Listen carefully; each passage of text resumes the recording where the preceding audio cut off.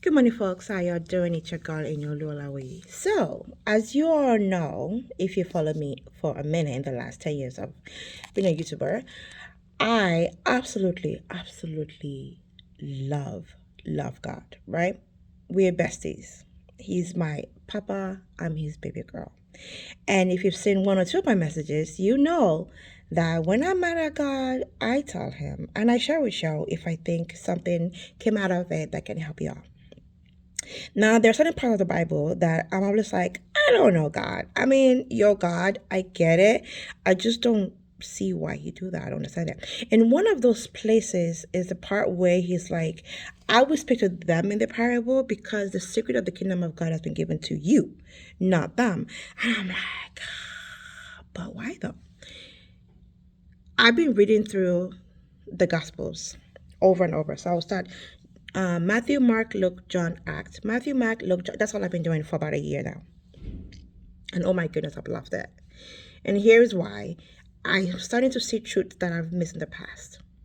And one truth that I missed, which I shared with my fellow ministers in our last get together, was that Jesus knew who was about him and he knew who was just there to use him.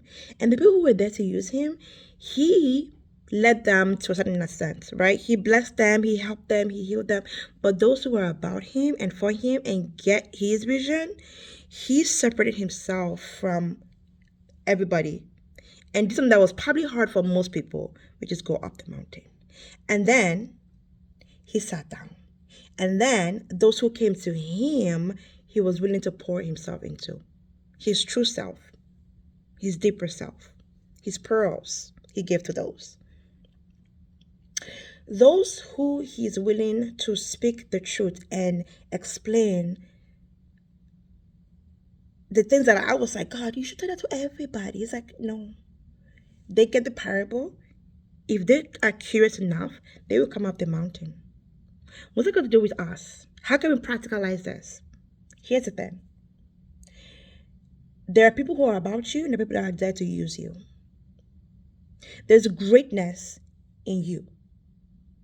Cultivate that greatness. And as you cultivate it, be ready to know who's about you and who wants to use you. And use wisdom, Christ's wisdom, in business, at work, in relationships, in when you use money, in every single way. Use Christ's wisdom. Don't just pour yourself out to everybody. In the next few weeks, in my episodes, when we start talking about money, in about, let me see, in about 7 weeks, I'm going to be very intentional about how I explain how I came to be where I am financially. Because if you're not careful, you will be torn apart. Apart. Oh my goodness gracious. It's early in the morning. I gotta go get ready for work. But you will be torn apart. You know, he says don't throw your pearls and your jewelry to pigs and dogs. You gotta know who's about you and who's not. It doesn't mean you hate those who are not about you. If you can feed them, you feed them. But you don't pour your heart to them. You don't give the secrets of your kingdom to them. You give them the parables. And if they're about you, they'll come and ask. They'll come up the mountain. They'll sit with you. The table is yours. Like Anthony O'Neill says, the table is yours. Set it as you see fit. The Lord will feed you, and your enemies will stare at you. But be careful. Be very careful. You're not a bad person for not letting everybody sit at your table. Come on. If Jesus knew better than to do that, you best believe that you should not be doing that. All right, y'all. Have a wonderful day. Love y'all.